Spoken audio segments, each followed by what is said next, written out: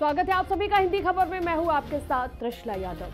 उत्तर प्रदेश के प्रयागराज में 13 जनवरी से दुनिया का सबसे बड़ा धार्मिक मेला महाकुंभ लग रहा है, जिसमें 45 करोड़ से ज्यादा सनातनियों के संगम में आस्था की डुबकी लगाने के लिए आएंगे। पिछले कई दिनों से महाकुंभ में नए नए होर्डिंग के जरिए सनातनियों को एकजुट करने की भी कोशिश की जा रही है और अब महाकुंभ में संतों ने वक्फ के खिलाफ भी मोर्चा खोल दिया है। जगत गुरु रामानंदाचार्य नरेंद्राचार्य ने कुंभ के बीचों बीच बड़े बड़े होर्डिंग लगवाए, जिन पर लिखा है वक्फ के नाम पर संपत्ति की लूट है, धर्मनिरपेक्ष देश में यह कैसी छूट है। जिसके बाद सवाल उठ रहे हैं कि क्या महाकुंभ से निकलेगा वक्फ का समाधान। देखिए प्रयागराज से हिंदी खबर की स्पेशल रिपोर्ट।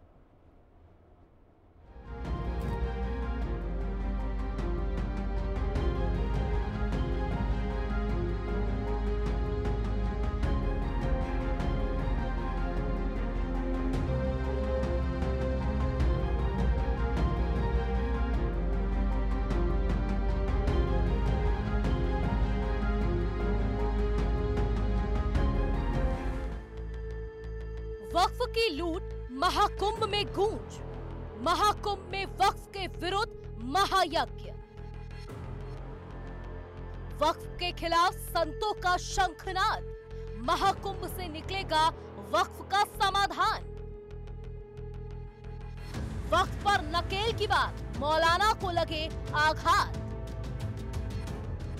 13 जनवरी से प्रयागराज में सनातनियों का सबसे बड़ा धार्मिक मेला लगने जा रहा है। 45 करोड़ से ज्यादा सनातनियों के संगम में आस्था की डुबकी लगाने आने की उम्मीद है, लेकिन इस बार महाकुंभ में धार्मिक के साथ राजनीतिक मुद्दे का संगम भी देखने को मिल रहा है। जहां एक ओर महाकुंभ की भव्य तैयारियां जारी है, वहीं दूसरी ओर वक्फ बोर्ड के खिलाफ साधु संतों का एक बड़ा अभियान शुरू हो गया है, जिसमें सनातनियों को एकजुट करने के साथ ही वक्फ के खिलाफ भी संतों ने आर पार की जंग शुरू कर दी है। महाकुंभ में संतों ने वक्फ बोर्ड खत्म करने की होर्डिंग लगाए। संतों ने होर्डिंग के जरिए वक्फ बोर्ड खत्म करने की मांग की। संतों ने कहा वक्फ बोर्ड की आवश्यकता नहीं। संतों का कहना है कि वक्फ जमीन कब्जा करता है। मुस्लिमों ने होर्डिंग को बीजेपी आरएसएस की साजिश बताया। सवाल ये है कि महाकुंभ में वक्फ बोर्ड और बिल की चर्चा क्यों? 8 अगस्त को लोकसभा में पेश हुआ था वक्फ बिल। 9 अगस्त से वक्फ बिल जेपीसी के पास। दरअसल महाकुंभ क्षेत्र में जगत गुरु रामानंदाचार्य ने बड़े बड़े होर्डिंग्स लगवाए हैं, जिन पर लिखा है वक्फ के नाम पर संपत्ति की लूट है, धर्मनिरपेक्ष देश में ये कैसी छूट है। महाकुंभ मेला क्षेत्र में वक्फ पर पोस्टर लगे हैं। इन होर्डिंग्स के जरिए वक्फ बोर्ड की कथित कब्जा नीति पर चोट की गई है और इससे संतों का संदेश भी क्लियर है कि महाकुंभ में इस बार वक्फ पर कुछ बड़ा होने वाला है। जब जब हिंदू डरा है वो मरा है। और हम आपने देखा होगा हमारे पूर्वज डर गए। राम मंदिर का बाबरी मस्जिद बन गई, काशी में मस्जिद बन गई, मथुरा में मस्जिद बन गई। जब जब हिंदू डरा है तब वो मरा है। लेकिन अब हिंदू को डरना नहीं है। ये जो प्रयागराज का जो हमारा महाकुंभ है, यहाँ से एक संदेश है, सब हिंदुओं को एक होना पड़ेगा। आपको वीर बनकर के मुकाबला करना पड़ेगा और जो भी सनातन की ओर झांकेगा उसका जवाब ईंट का जवाब पत्थर से दिया जाएगा। ऐसा हम सबका प्रयास है। और प्रयागराज महाकुंभ में सभी सनातनियों का आना रहेगा। यहाँ से लाखों की संख्या में नहीं, करोड़ों की संख्या में हमारे सनातनी आएंगे। और सबसे ही अपील की जा रही है कि अब सनातनी झुकेगा नहीं। अब जो भी हमारी ओर बढ़ेगा, हमारी ओर आंखें दिखाएगा, उसकी आंखें निकाल ली जाएंगी। ये पहला मौका है जब सनातन के सबसे बड़े महाकुंभ में वक्फ के खिलाफ मुहिम संतों के नेतृत्व में चलाया जा रहा है। यानी जो मुद्दा पिछले कुछ समय से देश की सियासत का सबसे बड़ा टॉपिक बन चुका है, उस पर महाकुंभ में इस बार फैसला हो सकता है। महाकुंभ मेले में 27 जनवरी को होगी धर्म संसद। धर्म संसद में चारों शंकराचार्य और 13 अखाड़ों के प्रमुख शामिल होंगे। देश भर में प्रमुख संत भी धर्म संसद में शामिल होंगे। धर्म संसद में सनातन बोर्ड का प्रस्ताव पारित होगा। वक्फ बोर्ड को खत्म करने का प्रस्ताव भी पारित हो सकता है। प्रस्ताव केंद्र सरकार के पास भेजा जाएगा। देखिए, वक्फ के नाम पर जो लूट मचाने की इजाजत और सुविधा और सरकारी व्यवस्था पूर्ववर्ती सरकारों ने की है, उसमें बदलाव बहुत जरूरी है। जिस तरह एक वर्ग विशेष वक्फ के नाम पर संपत्तियों को कब्जाने का काम कर रहा है और संपत्तियों को खुर्द-बुर्द करने का काम कर रहा है, उसको गंभीरता से जांच हो और उस पर कानून बने, सुधार हो। और जिस तरह से चारों तरफ से मांग उठ रही है और सरकार भी इस तरह से प्रयासरत है, इसमें तत्काल सुधार होना जरूरी है। वक्फ बोर्ड को लेकर देश भर में विवाद चल रहा है। वक्फ बोर्ड की कथित कब्जा नीति से पीड़ित लोग इसे वक्त की जरूरत मान रहे हैं और महाकुंभ में लगे इन होर्डिंग्स के जरिए 40 से 45 करोड़ श्रद्धालुओं तक ये संदेश पहुंचाने की कोशिश की जा रही है कि भारत के सनातनी अपना अधिकार लेना चाहते हैं।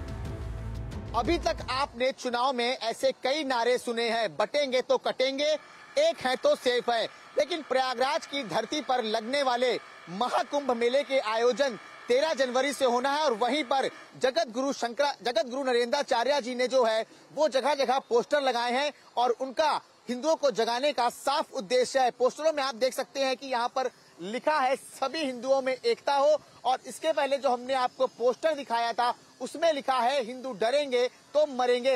यानी कि जगत गुरु रामानंदाचार्य का साफ साफ कहना है कि सभी हिंदू में एकता हो। अगर हिंदुओं में एकता नहीं होगी तो बांग्लादेश जैसे हालात जो है भारत में होने में समय नहीं लगेगा और हिंदू अगर डरेगा तो मरेगा। हालांकि ये पोस्टर जो है पूरे महाकुंभ मेले क्षेत्र में लगाया गया है ताकि हिंदू इसको देखें और जागें। रामानंदाचार्य जी का ये भी साफ साफ कहना है कि अगर हिंदू डरेंगे तो मरेंगे, यानी कि हिंदू को एक होकर रहना है और साथ ही साथ अपने सनातन धर्म को आगे ले जाने के लिए एकजुट होकर सभी हिंदुओं को आना पड़ेगा, नहीं तो बांग्लादेश जैसे हालात होने में भारत में बिल्कुल भी समय नहीं लगेगा। उनका पोस्टर लगाने का ये साफ उद्देश्य है हिंदुओं को जगाना, सनातन धर्म को आगे ले जाना। महाकुंभ में वक्फ बोर्ड के खिलाफ ये महाअभियान सनातनियों के बीच जागरूकता बढ़ाने का प्रयास है। साथ ही वक्फ की असीमित ताकत पर भी सवाल उठाकर महाकुंभ से ये क्लियर मैसेज देने की कोशिश की जा रही है कि भारत की धर्मनिरपेक्षता के साथ किसी एक धर्म को मनमानी की छूट नहीं है। वक्फ बोर्ड की जमीन जहां भी ये लोग कब्जा कर लेते वो वक्फ बोर्ड की जमीन है, ये कहना कहाँ का उचित है।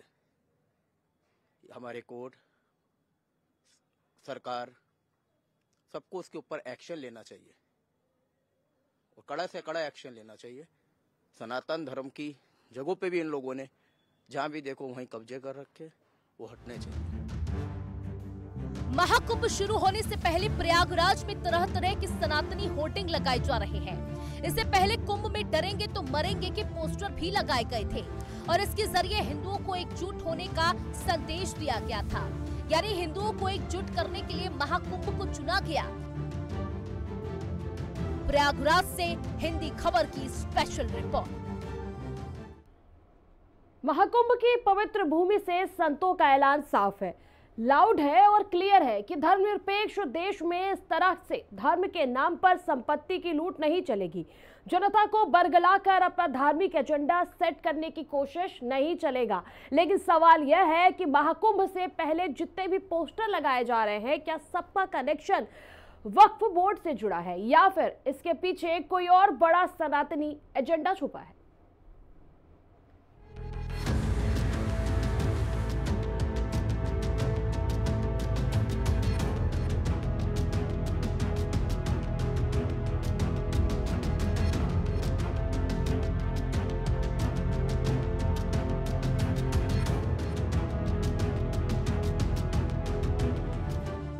सारे पोस्टर एक साथ दिखाने का मतलब क्या है? क्या ये सनातन को ताकतवर बनाने और वक्त के खिलाफ माहौल तैयार करने के लिए लगाए जा रहे हैं? वो तो यहाँ पर आए ही, यहाँ कब्जा किया उन्होंने, तो बना या जो भी बना उसका जो ठीक से जांच होनी चाहिए और ठीक से जांच हो करके उसके नियम कायदे ठीक करना चाहिए। कोई भी संस्था इतनी स्वतंत्र कैसे हो सकती है कि कहीं भी वो घोषित कर दे कि ये वक्फ की जमीन है और उसको हम न्यायालय में चुनौती भी न दे सकें। इसी प्रकार से ये जो चल रहा है कि ये जो हलाल का सर्टिफिकेट, कि कोई भी सरकारी संस्था नहीं है, कोई भी सरकारी संस्था नहीं है जो हलाल सर्टिफिकेट देती हैं। तो ये सब चीज़ों पर कंट्रोल होना चाहिए, सरकार के नियंत्रण में ये चीज़ें होनी चाहिए। अगर होना जरूरी है तो सरकार के नियंत्रण में होना चाहिए। महाकुंभ में पूरा सनातन समाज इकट्ठा हो रहा है। वक्फ के खिलाफ होर्डिंग का मतलब साफ है कि प्रयागराज महाकुंभ के जरिए उन तमाम मुद्दों को देश के सामने लाया जा रहा है जिससे हिंदुत्व और सनातन की आवाज बुलंद की जा सके। महाकुंभ में लगने वाले पोस्टर की एक वजह और भी है। वक्फ मुद्दे पर कुछ संगठन देश भर में माहौल बनाने के लिए बात कर रहे हैं। जमीयत उलेमा तो वक्फ के मुद्दे पर पूरे देश का चक्कर लगा रही है, लेकिन उनकी बात नहीं बन रही। वहीं महाकुंभ में वक्फ के खिलाफ होर्डिंग लगने के बाद मौलानाओं को टेंशन और भी ज्यादा बढ़ गई है। ऑल इंडिया मुस्लिम जमात के राष्ट्रीय अध्यक्ष मौलाना शहाबुद्दीन रजवी बरेलवी ने साधु संतों और अखाड़ा परिषद से अपील की है कि वे धार्मिक आयोजन को सांप्रदायिक मुद्दों से दूर रखें। साधु संत और वहाँ बाबा लोग, परिषद, जितने भी मजहब के नाम पर वहाँ पर अखाड़े हैं, उन सब लोगों से मैं यही गुजारिश करूँगा कि बराए मेहरबानी वक्फ के मामला से दूर रहें और ये हुकूमत और मुसलमानों के दरमियान ही इस मामले को रहने दें। इस मामले को वक्फ की प्रॉपर्टीज़ को, वक्फ बोर्ड को या वक्फ संशोधन बिल को हिंदू मुसलमान बनाने की कोशिश न करें। ये मामला हुकूमत और मुसलमानों के दरमियान है, तो बस यही रहने दीजिए। हम अपने मसाइल हुकूमत के सामने प्रमुखता के साथ में रख रहे हैं और रखते रहेंगे, मगर इस मामले को लेकर के महाकुंभ से साधु संत लोग हिंदू मुस्लिम न बनाएं। पूर्व में जो सरकारें रही हैं वो किसी के हित में कोई निर्णय लेकर के, जो लोकतंत्र के 3 आयाम हैं जिसमें सर्वोपरि न्यायपालिका है, विधायिका है, कार्यपालिका है, तो मुझे लगता है कि न्यायपालिका के अधिकारों का हनन करके और इस प्रकार का निर्णय कांग्रेस सरकार के द्वारा लिया गया था जो देश हित में या लोकतंत्र के हित में सर्वथा अनुचित था, जो नहीं होना चाहिए था। तो शहाबुद्दीन कोई अपनी बात नहीं कह रहा है, वो सरकार के माध्यम से काम पहले करवा करके फिर अपनी बात रख रहा है, जो सर्वथा अनुचित है, जो नहीं होना चाहिए था। अब सवाल यह है कि वक्फ की कब्जा नीति पर चौतरफा प्रहार क्यों किया जा रहा है। तो आपको बताते चले कि देश भर में भारतीय सेना और रेलवे के बाद वक्फ बोर्ड के पास ही सबसे ज्यादा संपत्ति है। पूरे भारत में 8 लाख एकड़ से ज्यादा संपत्ति वक्फ बोर्ड के पास है और दावा किया जाता रहा है कि वक्फ बोर्ड किसी भी जमीन पर अवैध कब्जा कर लेता है, जिस पर लगाम लगाने के लिए वक्फ बिल में 40 संशोधन किए गए हैं। और अब महाकुंभ के जरिए साधु संतों ने भी वक्फ की कब्जा नीति के खिलाफ आर पार की जंग शुरू कर दी है और मांग कर दी है कि वक्फ बोर्ड को ही खत्म करने की जरूरत है।